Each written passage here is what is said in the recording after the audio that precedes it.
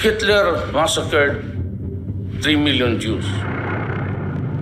Now, there is 3 million drug addicts. I'd be happy to slaughter them.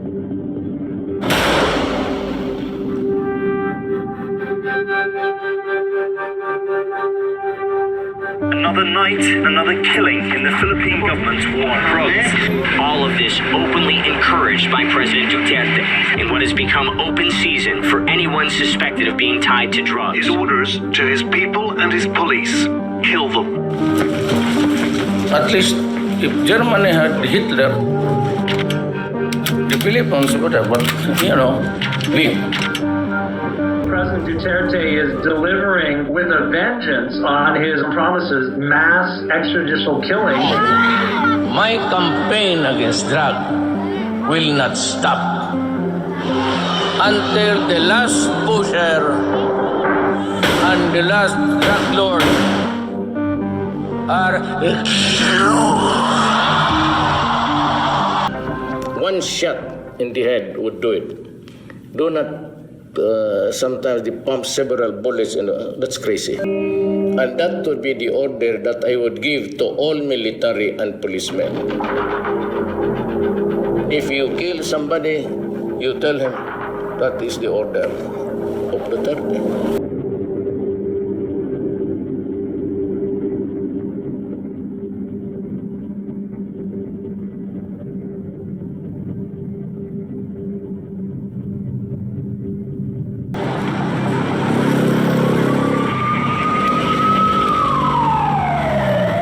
What are your sins? Ang kasalanan ko lang, yung mga extrajudicial killing. President Duterte, you consciously and deliberately put in place a permission structure for mass murder.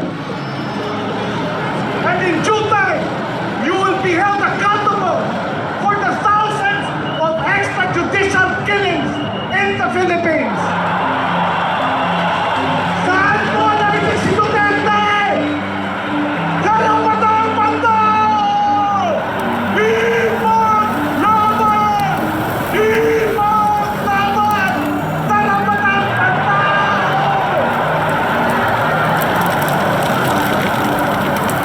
Ang gera laban sa droga ay malinaw na gera laban sa mahihirap. Ang kanyang pinapatay ay sila pinaka-vulnerable. Naglima na ang mga death squads at 5-5 na ang patayan. Rodrigo Roa Duterte as the mastermind, instigator, perpetrator, and the person most accountable for the human rights violation. The next speaker is the chairman of the Committee on Human Rights, Representative Bienvenido M. Abante Jr. You are now recognized. Thank you, Mr. Chairman. What do we make of sufferings of our people beyond what they can bear? Have we ever imagined in our lifetime the loss of lives of so many women, children, poor and underprivileged, some of whom had become victims of vices of drugs and wrongdoings? Many of them, perhaps all of them, who were violently shot at, were innocent until proven guilty by the courts of law. And yet, none of those thousands instantly killed during the war on drugs policy of the past administration were exacted with justice. Our Constitution declares, and I quote, "No person shall be deprived of life, liberty, and property without due process of law, nor shall any person be deprived the equal protection of the laws."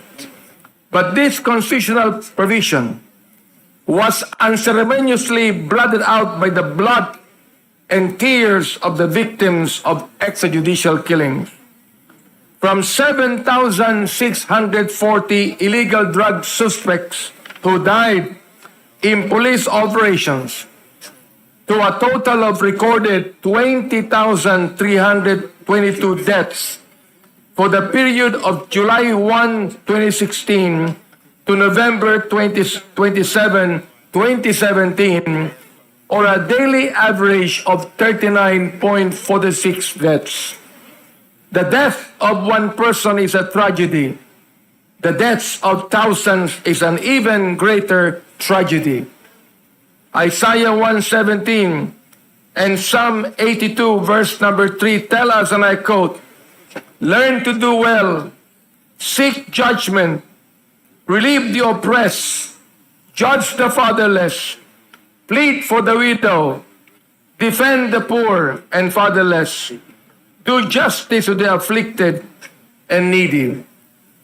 Today, the journey of ferreting the truth, seeking justice and healing of our people begins with this very important meeting. Good afternoon, honorable members and chairman of the Joint Committee on Dangerous Drugs, Public Order and Safety, and Public Accounts.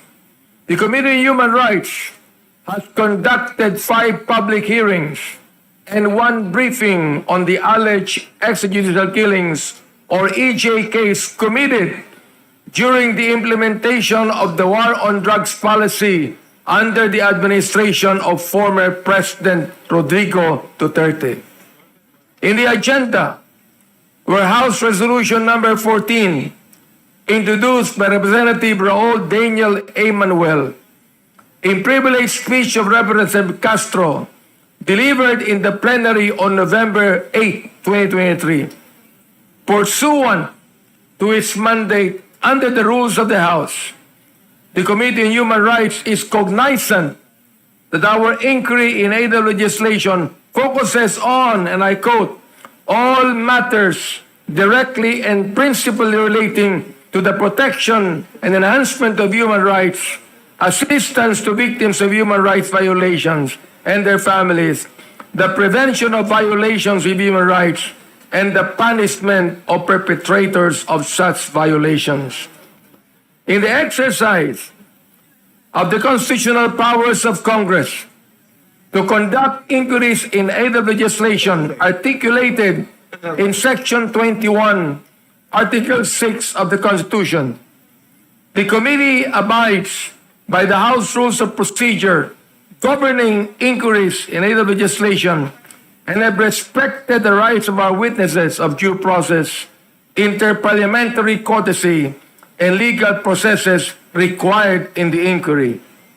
Incumbent and former public officials from the Office of the President, the Philippine National Police, the Commission on Human Rights, the National Bureau of Investigation, the Philippine Drug Enforcement Agency, the Department of Interior and Local Government, Office of the Solicitor General, and other relevant government offices were invited and heard during the hearings to shed light on pertinent issues in the inquiry. A total of 21 relatives of victims attended the hearings, together with the Rights Up for Life and for Rights advocates and legal counsels from the National Union of People's Lawyers and Center for International Law, and narrated the circumstances surrounding the deaths of their family members. The committee likewise issued invitations to the incumbent Senator, Honorable Ronald Bato de la Rosa, as well as the former President, Rodrigo Duterte, Attorney Harry Roque, former presidential spokesperson, DOJ Secretary Gizmin Rimulya, and former Solicitor General Attorney Jose Calida. However, the aforementioned personalities failed to appear before the committee. The committee has identified the following as the key issues to be resolved in our inquiry. Number 1, whether human rights violations have been committed against civilians, particularly on women and children, during the implementation of the anti-illegal drugs campaign of the Duterte administration. Number 2, whether the state's obligation to respect, protect, and fulfill human rights have been fully adhered in the course of the anti-illegal drugs campaign. And number 3, whether domestic and international human rights laws, instruments, and governmental policies have been adequate and responsive to the promotion, protection, and fulfillment of human rights obligations. Thus, please allow the chairperson to discuss the issues and findings in seriatim. As preparatory on the statistical data on the extrajudicial killings, the committee had been presented with multiple reports indicating that there had been massive nationwide drug-related killings within the period July 2016 to June 2022. The killings were classified to have been implemented by police operations, unknown perpetrators, similar to Sinaloa type of killings, which were notorious in Latin America drug cartel. The 2017 year-end accomplishment report of the Duterte administration highlighted as key accomplishments the deaths of 3,967 drug personalities and 16,355 homicide cases under investigation as of 30 September 2017. In addition, the PNP reported that there was a total of 7,640 illegal drug suspects who died in police operations. 2,053 of these were recorded in the first 6 months, July to December of 2016. Meanwhile, other government agencies and international human rights organizations, such as the CHR and the United Nations Office of the High Commissioner for Human Rights, domestic human rights organizations, such as the Free Legal Assistance Group, and Third World Studies, University of the Philippines, Diliman, have their respective data vetted from their own investigations and information gathering devices. With CHR's investigation of the 3,900 cases of drug-related killings, it has observed that killings in relation to the anti-illegal drug campaign have been widespread, spanning across all administrative regions in the country. The UNOHCR reported in their report dated June 2020 that there were at least 8,663 drug-related killings as of February of 2019. Academic research from the Haas Project of UP gathered around 5,348 recorded deaths. Attorney Chel Jokno of FLAG cited unassailable data which were stated in a Supreme Court en banc extended resolution that indicated that the Duterte administration's anti-drug war from July 1, 2016 to November 27, 2017 recorded a total of 20,322 deaths, or a daily average of 39.46 deaths. The breakdown, which was culled from the government's 2017 year-end report, yielded the following: 3,967 drug personalities who died in anti-drug operations from July 1, 2016 to November 27, 2017, and 16,355 homicide cases under investigation from July 1, 2016 to December 27, 2017. These findings of the statistical data of human rights violations leading to extrajudicial killings have been established by the committee. And although the real numbers may be varied depending on the source, what is palpable at this point is the fact that the number of killings had been highly significant to be ignored by the present government. On the first issue, it was confirmed that the police anti-illegal drug operations have resulted to multiple deaths. Number one, relatives of victims from Cebu City and Caloocan City have testified that there were PNP anti-illegal drugs simultaneous anti-criminality and law enforcement operations, or generally known as one-time, big-time operation, which resulted in multiple fatalities.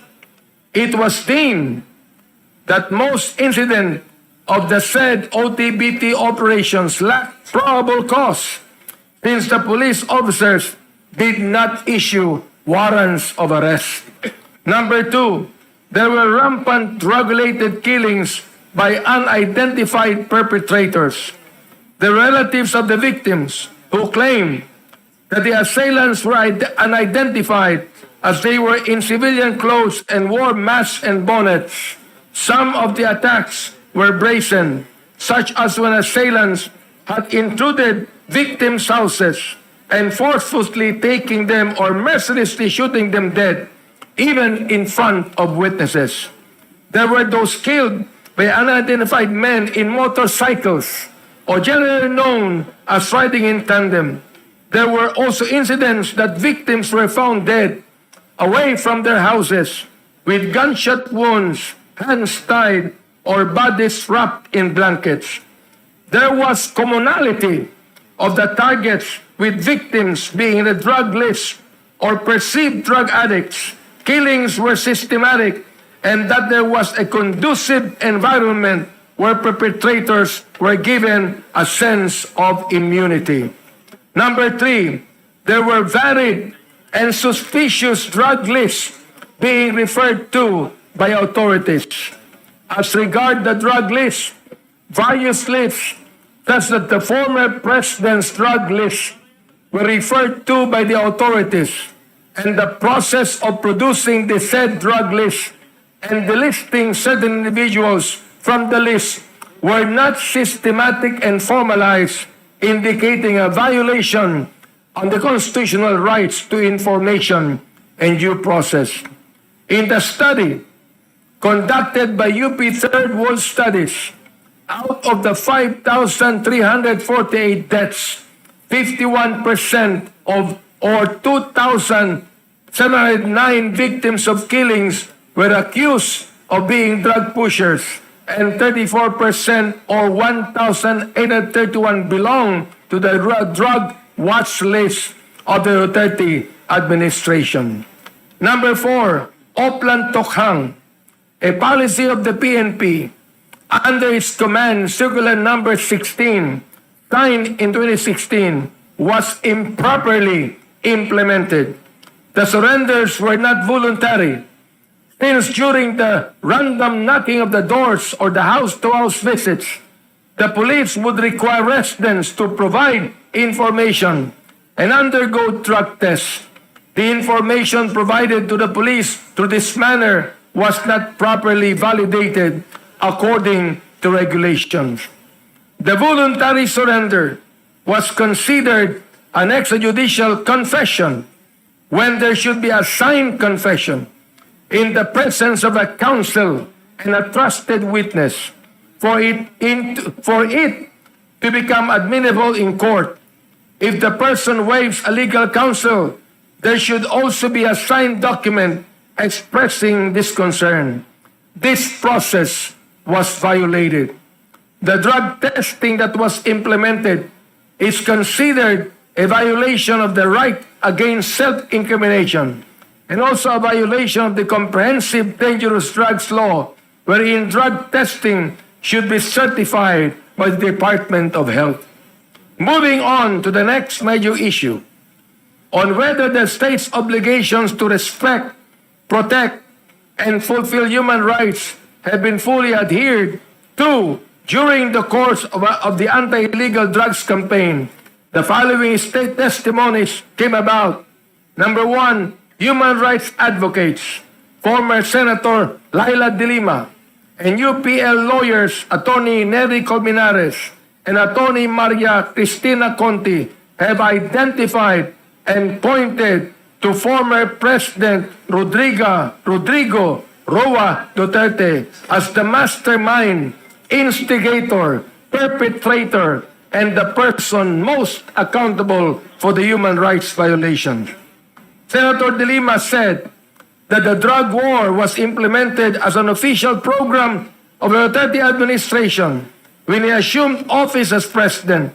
He claimed that the consequent EJ case were deliberately carried out as part and parcel of the PNP Oplan double barrel upon Duterte's orders as president and chief executive from 2016 to 2022.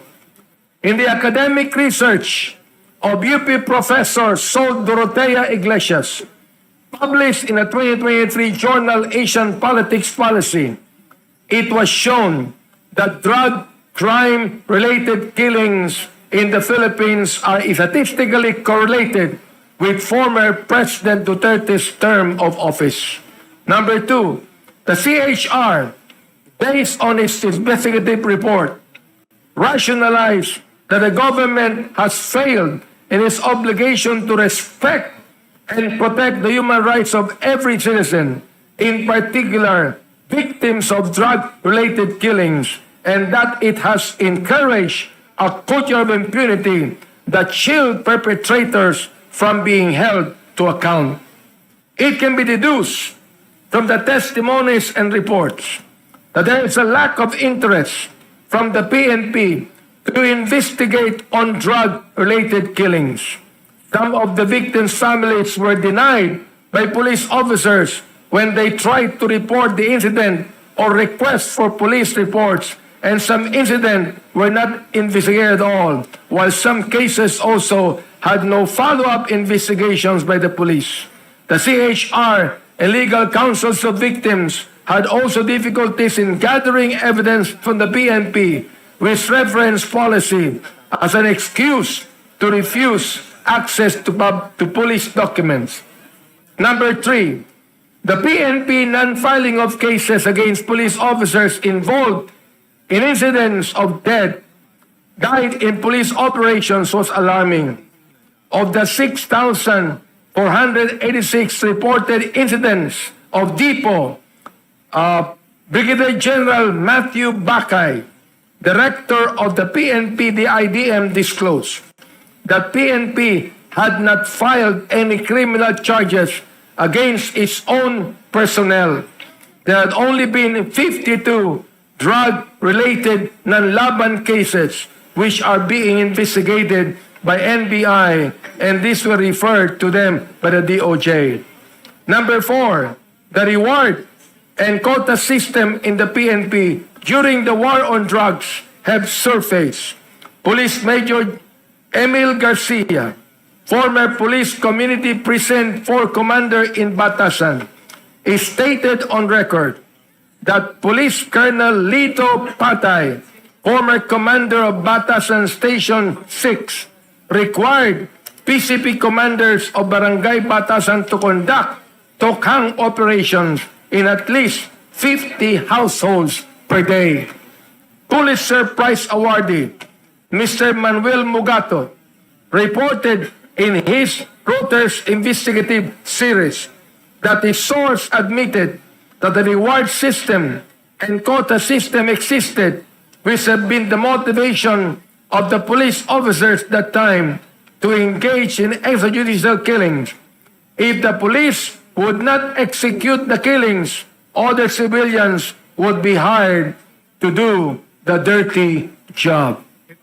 Number five, there exists a pattern of the evidence establishing the state-sponsored killings, public vilification of the government against the victims who were allegedly involved in drugs, brazenness of execution of the victims in public places, and complete lack of interest of government to investigate or prosecute on drug-related cases. Finally, the third issue on whether domestic and international human rights laws, instruments, and governmental policies have been adequate and responsive to the promotion, protection, and fulfillment of human rights obligations has also been addressed in the inquiry. The committee ratiocinates that there are available and adequate laws for the promotion, protection, and fulfillment of human rights obligations in the country. However, there have been problems and failures in the execution of the laws, which resulted to unsolved criminal cases involving members of the PNP, which were manifested in some of the statements of the resource persons who testified in the hearings. Number one, interpretation of the term negation and neutralization in CMC 16-2016. The procedure for those who have not voluntarily surrendered was espoused in CMC 16-2016, Section 4, and I quote, "Any person subjected to be involved in illegal drug trafficking who denies or refuses the house-to-house visitation shall be referred to the anti-illegal drug units for immediate case build-up and negation." End of quote. Police General Oscar Abayade clarified that negation and neutralization are general terms used by the PNP, which means suspects were subjected to police operations such as arrest and the conduct of police investigation. But this was disputed by Attorney Jokno, saying that this is not the role of the police per PNP manual, rather that the police job was to collect evidence for case build-up and to arrest people engaged in criminal activity, and for them to only use lethal force in very limited circumstances.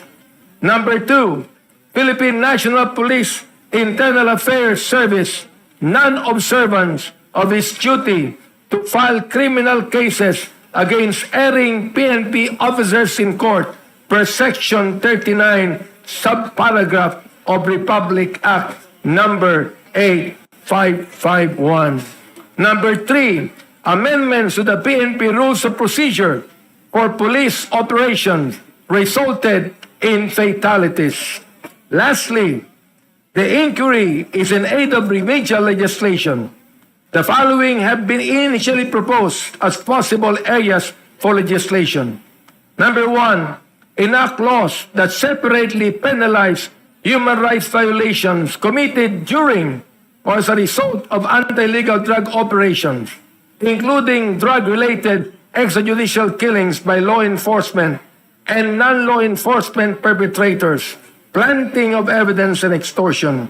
Number two, establishment or creation of an independent and impartial mechanism or commission to investigate and bring perpetrators of drug-related extrajudicial killings to justice.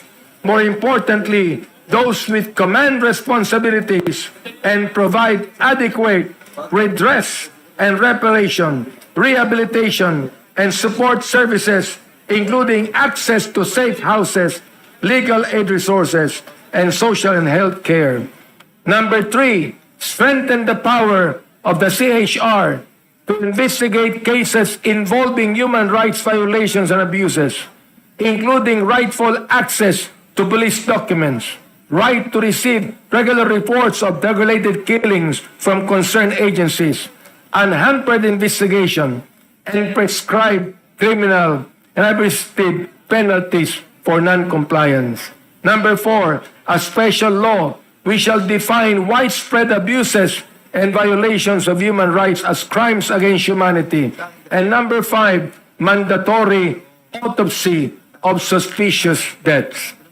The committee considers the suggestion of former Senator De Lima, suggested that any investigation to the past administration's drug war must go back to the origins and history of the Davao Death Squad from its inception in 1988 up to 2016, because the nationwide drug war from 2016 to 2022 was an offshoot of a DDS experience in Davao. Set up an independent truth commission that will be tasked to know the facts determine the people involved, and identify the pattern of the killings. Review Republic Act number 8551, otherwise known as the Philippine National Police Reform and Reorganization Act of 1998, particularly Section 39, subparagraph C. In sum, the Committee on Human Rights has prepared its preliminary findings in its inquiry in aid of legislation and in hopes to collaborate with the other three committees of the Joint Committee and achieve our noble goals for our beloved country. Maraming salamat po at magandang hapon sa inyong lahat. It is up to the former president if he refuses to attend. Again, anybody for that matter that we wish to invite will likewise be extended courtesy. Of course, as to the next action after the courtesy is extended, then the committee must rule and approve whatever actions we wish to take. In other words, for the Senator Bato and the former president, courtesy, and in deference to the former president, he should be given likewise courtesy. As to the next action, then we will have to decide on it when we come to that point.